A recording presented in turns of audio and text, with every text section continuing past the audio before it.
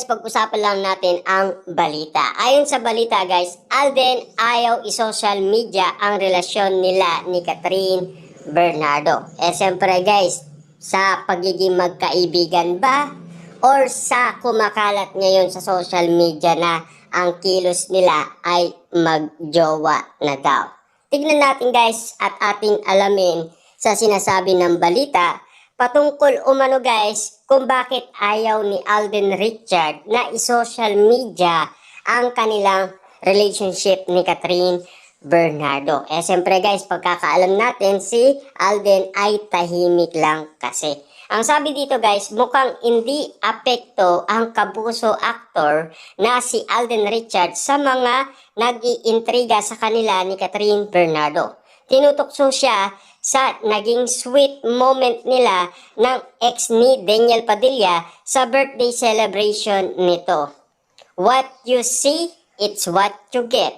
Ang naging sagot niya sa naging panunukso sa kanya. Ibig sabihin lang yan guys, sinasabi pala ni Alden Richard ang mga patuloy na pag-iintriga sa kanya kung ano daw ang nakikita, yun lang sila. Ibig sabihin, matalik lang silang magkaibigan. At ang gandol lang ba yun?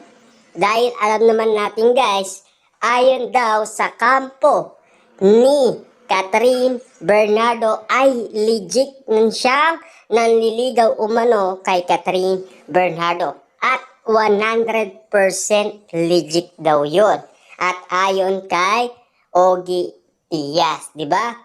At meron pa kasi guys lumalabas na meron daw sinabi si Ogie Diaz na konfirmado na mag-on na sina Alden Richard at Catherine Bernardo. At agad naman yun guys, nilinaw ni Ogie Diaz ang pagkakaalam niya lang daw ay nanliligaw lang itong si Alden Richard kay Catherine Bernardo. Ang gandol lang daw yun.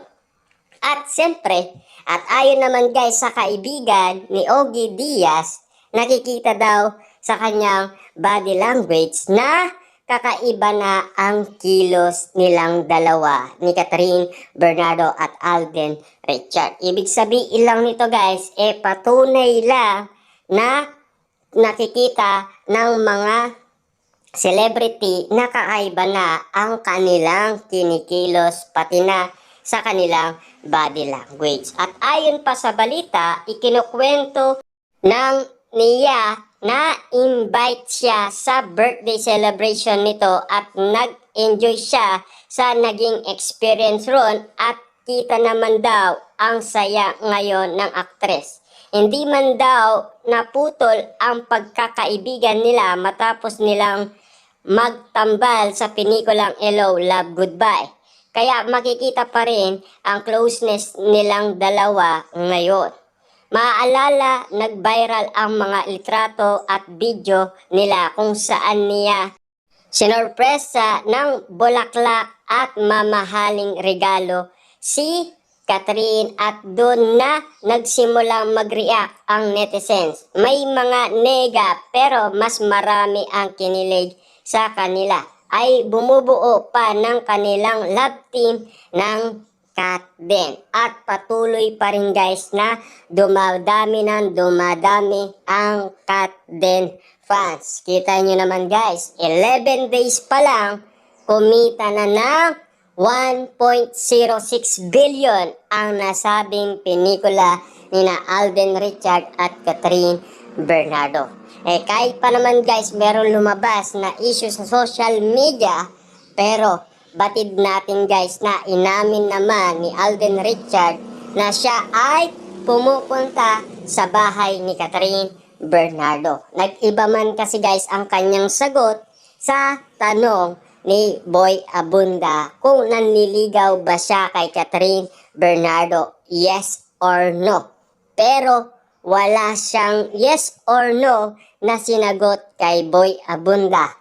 Iba ang kanyang sinagot. Ibig sabihin lang yan guys, pinatunayan niya sa maraming tao sa publiko na pumupunta siya sa bahay ni Catherine Bernardo. Kasi meron na kasing nagbanggit kay Ogie Diaz na galing mismo sa kampo ni Catherine Bernardo na pumupunta siya sa bahay ni Catherine Bernardo. Ibig sabihin lang yun guys, meron pang mga video, meron pang mga photos na kumalat umano sa iba't ibang social media platform. At nag-trending at nag-viral ang pagpunta ni Alden Richard sa bahay mismo ni Catherine Bernardo. At dali-dali nga naman guys, nalaman yan ng lahat ng mga Katden fans at mga netizens. Ang iba daw ay mga nega. Pero kinikilig naman daw ang lahat. Sabi pa dito guys, sabi ni Alden, ay hindi naman daw kasi lahat ay kailangan ipamalita sa social media. May mga personal na bagay na mas magandang panatiliin personal na lamang. Pareho naman silang single ngayon kaya walang masama kung sakaling maging totohanan ang relasyon nila. Bongga. Wow, grabe guys ha. Sinasabi kasi guys ni Alden Richard, tignan nyo itong pang-uli guys ha. Pareho naman silang single ngayon. Kaya walang masama kung sakaling maging totohanan ang relasyon nila. Bongga. Wow, grabe. Talagang yan ang pinaka-inihintay natin na mangyari. Diba? Pero, kakaiba na daw talaga guys ang kinikilos nila.